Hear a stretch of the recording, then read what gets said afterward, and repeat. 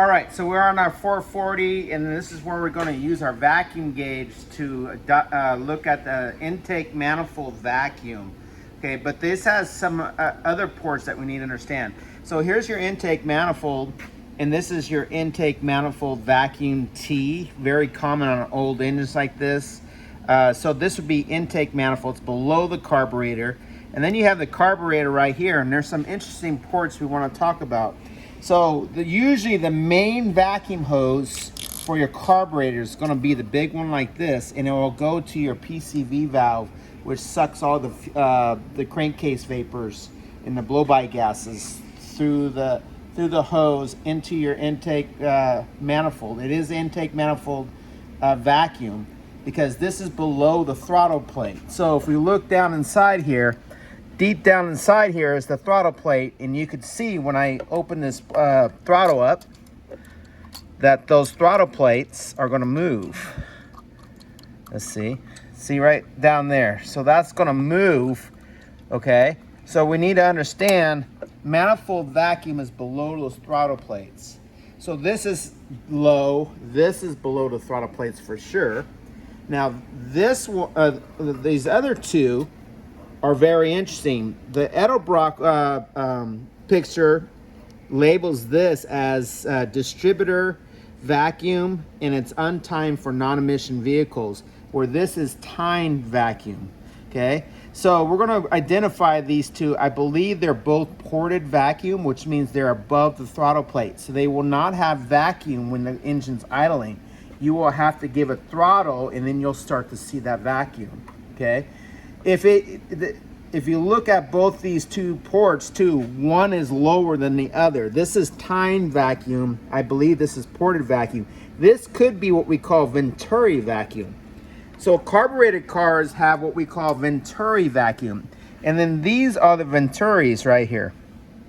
So Venturi vacuum is based on RPM. The higher the RPM, the more the air is going through these Venturis. And that increases the Venturi vacuum. So a quick review: manifold vacuum is below the throttle body, ported vacuum would be above the throttle body, Venturi vacuum would be the highest level port on a carbureted car if it's equipped with that. Going on as far as diagnostics, we know this has a cylinder that has a dead hole. So I'm expecting to see a little fluctuation in our needle at idle. Then we're going to give it a snap. You always check your vacuum at wide open throttle, snap throttle, and then you're going to look at the decel.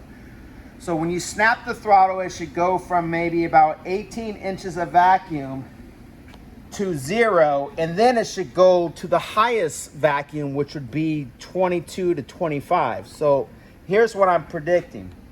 About 18 to 20 inches, maybe a little flickering of the needle because of our dead hole. I'm going to snap the throttle, it will go to 0, then the throttle is going to go closed, and then it should be at the highest point at 22 to 25. So let's do that.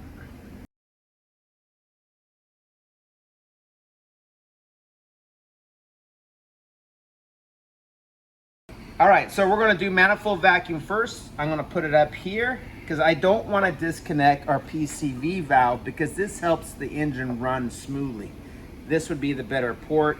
It's right above where we are actually taking our oil pressure reading from, which will be another video we post shortly too. But today, this one, we're just going to focus on vacuum. Let's go ahead and start this thing and see how everything runs. I got to hook up my coil. All right, so let's go ahead and start this thing. We made sure we had fuel spraying the carburetor. We made sure we had spark because we just took the coil wire right here, shoved it in, and verified we had spark. Let's do that, show you real quick, because it's kind of a cool thing. I'm just going to hold it up to the ground, and I'm going to see if I have spark. There we go. You can see that spark. So we have plenty of good spark. All right, here we go. All right. So let's give it a little gas, get this warmed up, open up the choke.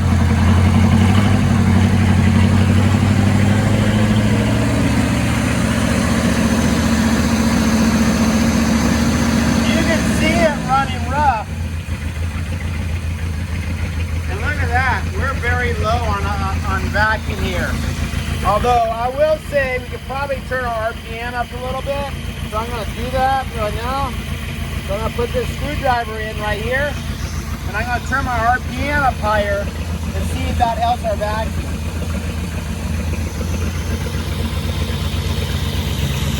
There we go. But I am not happy with that vacuum, okay? That should be at 18 inches. You can hear the misfire. All right, now let's do the snap throttle. Ready? There we go. See it go to 0? Oh, that's bad. Hear a misfire.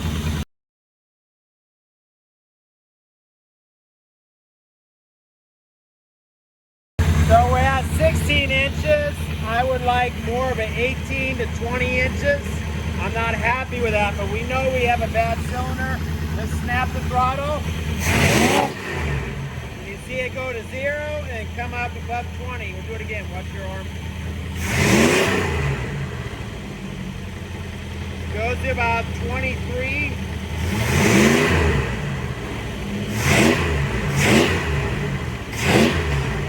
So you can see when I snap it, it goes to 0, then it goes to 23 and levels off. That is a really low vacuum for this big of an engine. So we definitely have a problem there, okay? Go ahead and disconnect it. All right, so now I want to show you how these two ports are different, okay? We know that they're going to be above the throttle plate, so they're not going to have vacuum until I give it gas. We have this teed off right here. This is the time port. One is going to a distributor vents right here, which is usually operated off a ported vacuum. And then the other one's going to our EGR valve over here. EGR valves are usually ported. Sometimes in the really old cars, they're hooked up to Venturi vacuum. So, but I just want to show you how these two ports are different than the port that we just did. They are ported or Venturi. So let's go ahead and hook it up to the first one here. So I had to reduce my vacuum hose to a smaller vacuum hose. So then that way I get a good fitting. You cannot have a vacuum hose on there that is loose. And let's see what the difference is with this vacuum. All right, so we'll go ahead and start this thing.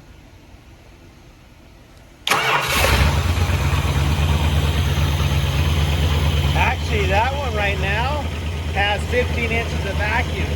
So that is manifold vacuum right there. It has the same readings as before. So let's go ahead and switch it now. I'm going to plug that up, and I'm going to go to our time vacuum.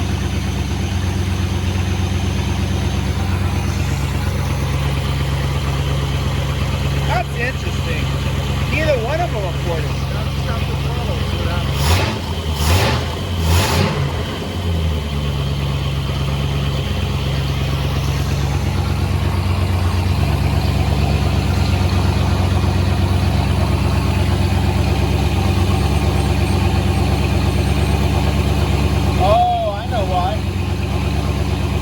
Drop the idle down. So that throttle plate's open. Let's go ahead and close that down.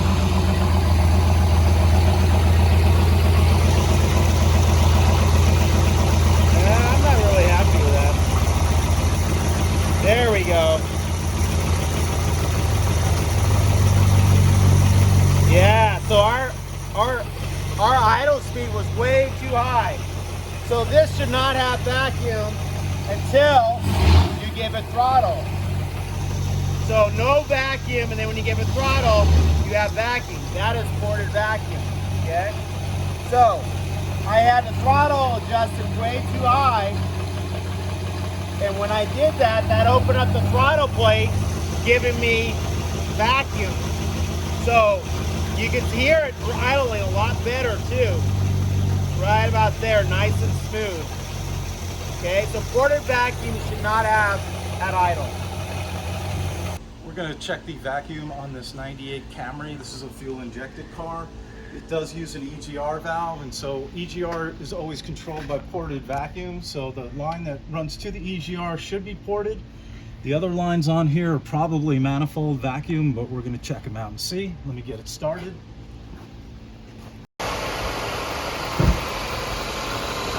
So I'm going to take a look and see if I'm correct about the EGR line.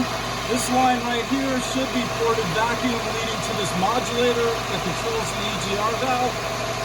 So let me put my vacuum gauge right in here, and we'll take a look right now at idle. It is reading 0. Let's see what happens when I snap it. Okay, we are getting vacuum right off idle. And nothing at idle. So that is ported vacuum. Okay, let me put this back together and we'll test some of the other ports to see if we have any other ported vacuum or if they're all manifold vacuum. So let me just change the hose on here really quick. Might make it easier to connect some of these. I just reduced it down so that it fits a little bit easier on this one.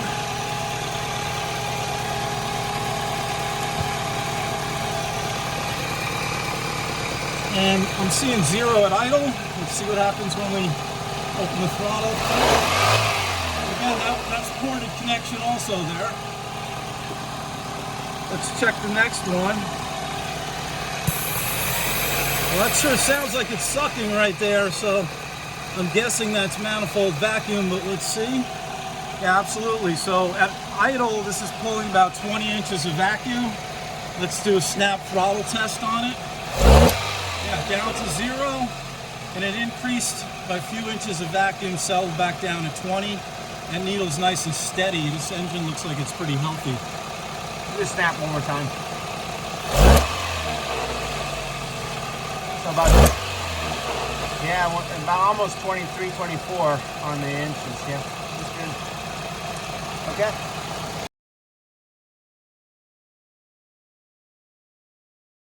Okay, so a really important piece of information you can find usually on the hood of the car is a vacuum hose routing diagram. And this is really important that all these hoses are routed properly for the engine to perform properly, but also for all your sensors and your emission systems to work properly. So one of the things this diagram also helps you do is to identify the individual systems. And so we just tested all these ports right here. And I know that E is constant vacuum, which goes to a vacuum switching valve and back to vapor canister near the gas tank. This port right here, which was constant vacuum, is the throttle opener, which when you release the pedal, it allows it to close slowly so your idle comes down nice and smooth.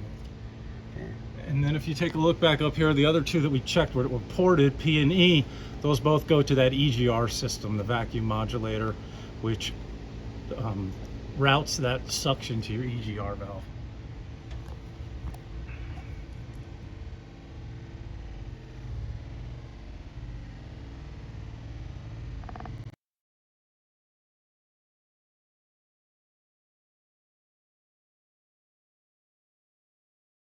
Okay, so I need to go over the two largest vacuum hoses in the car. The first vacuum hose goes to our brake booster over here, which gives us power brakes. Largest vacuum hose in the car is the brake booster, and it will always have a one-way check valve. So when your car stalls, it keeps the vacuum in here. So you have 3 applications of the brake. We're going to go over that in just a second. What I want to do right now, though, is we're going to talk about the PCV system. Everyone likes to take the PCV valve out and rattle it and make sure it rattles and is clean. That's a good check. It's a visual check. It's a hearing check. We'll do that.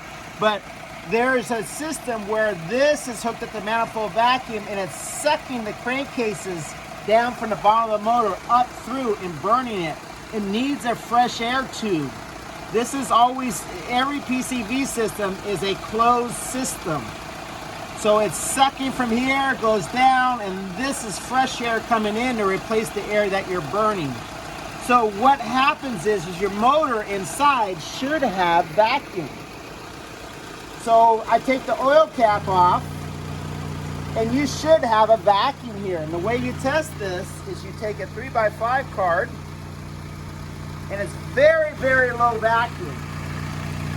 And you hold it onto that, and you let it build that vacuum,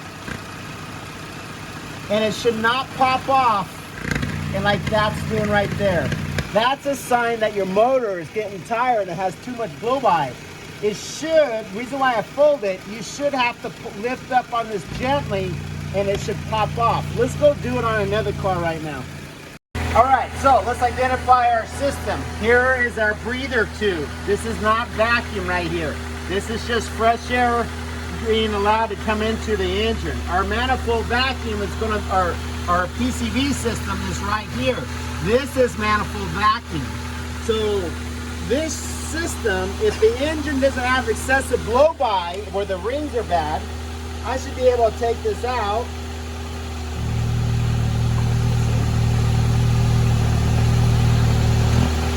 Hold that down.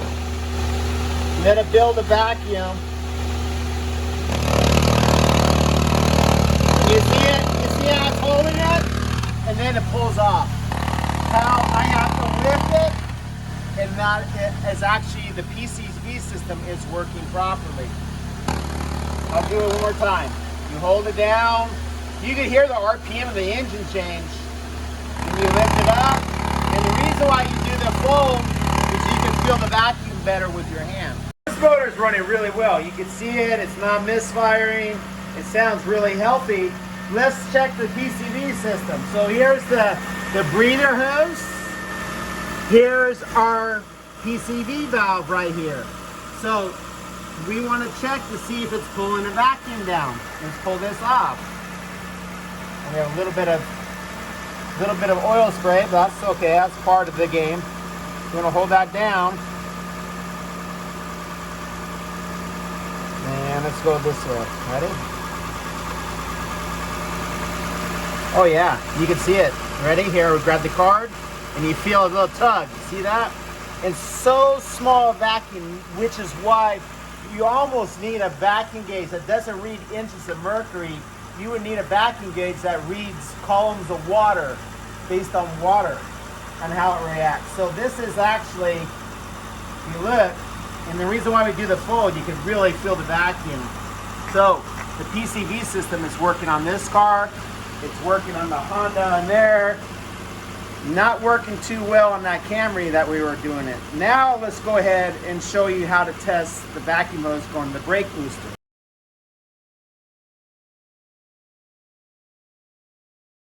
07 Tacoma pickup.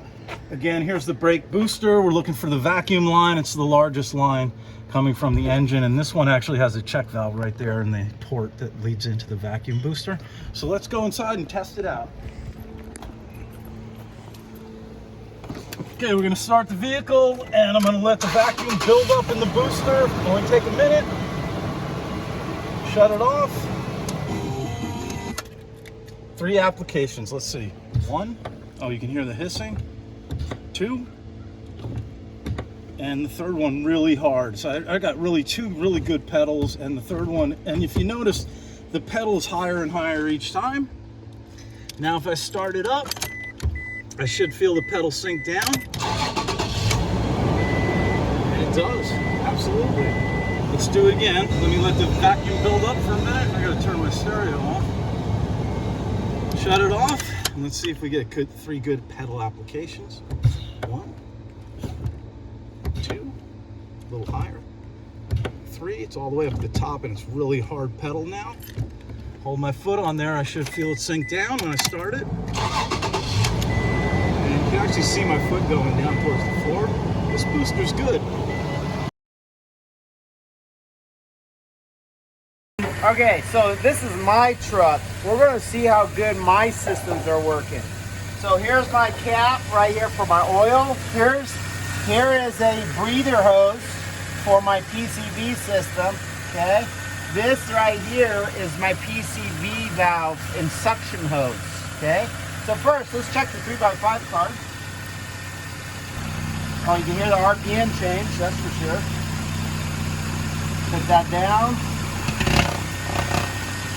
Hold it down. Yep, you can feel it sucking.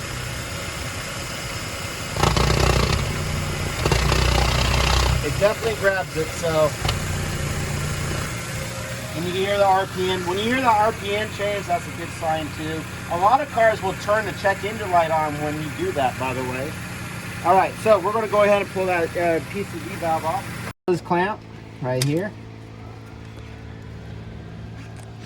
And we're going to see how it is.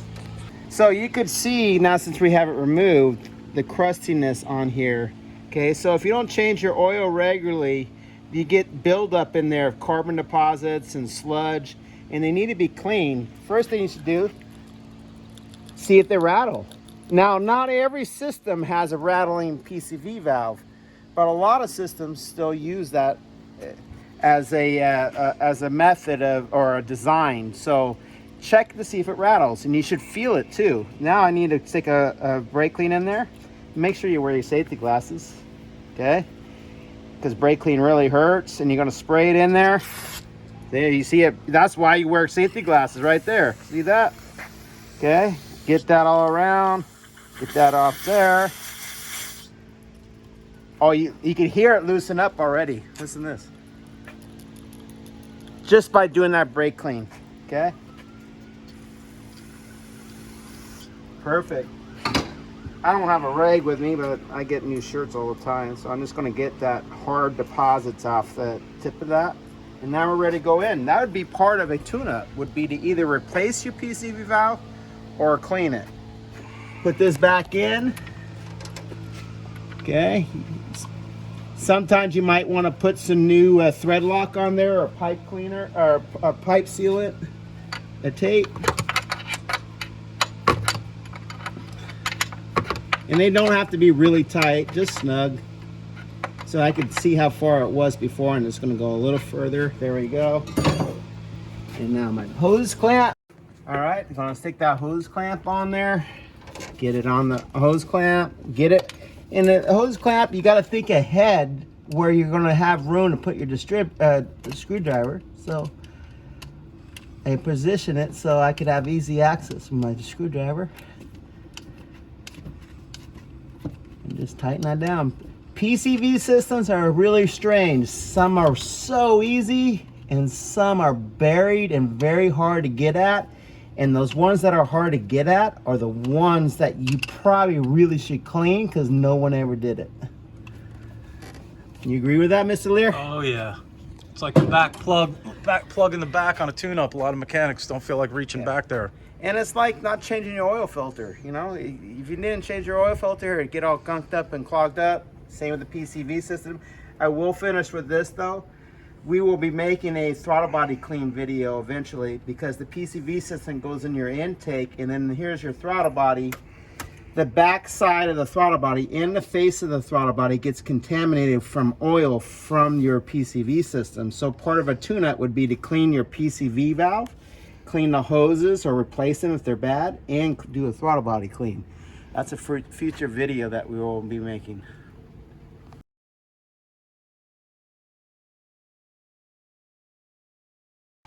Okay, so we have a smoke machine here. We use smoke machine for measuring or looking for air leaks in our intake system. So we have an intake system with a throttle body right here. Okay, so here's our throttle body. And then we have all these vacuum hoses right here.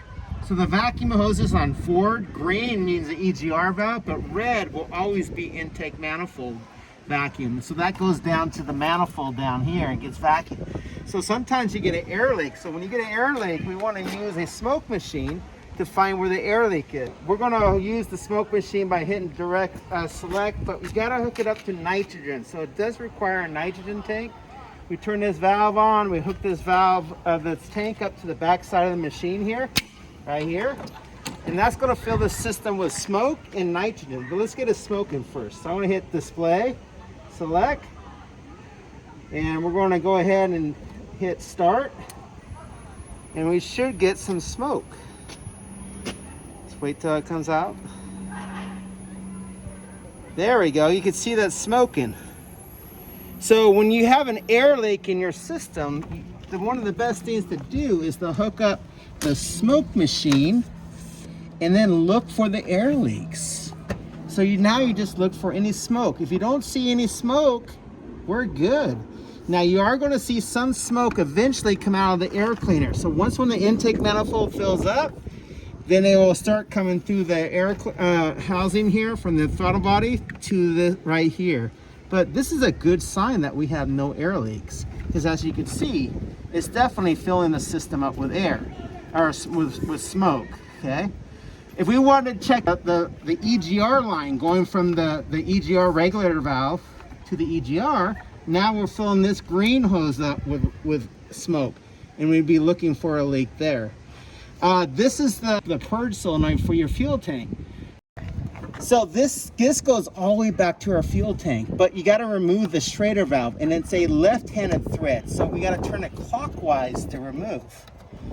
And we remove that little Schrader valve, and we could check the lines going all the way back to our fuel tank. So let's take that Schrader valve out. We have a special little adapter right here. We screw that on. And this is how you check all your vacuum lines to see if you have a leak anywhere. Okay, so I want to screw that on. And again, you can see we're still emitting smoke here.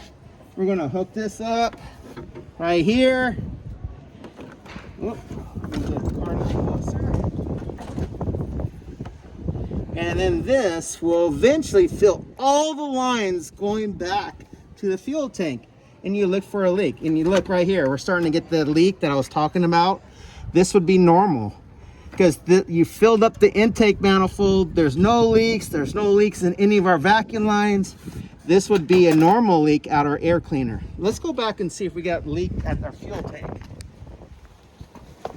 So you just look underneath the car and you look to see if there's any smoke coming out anywhere, and I see some smoke. So we might have a leak, a bad vacuum line going to our fuel tank back here. We need to diagnose that.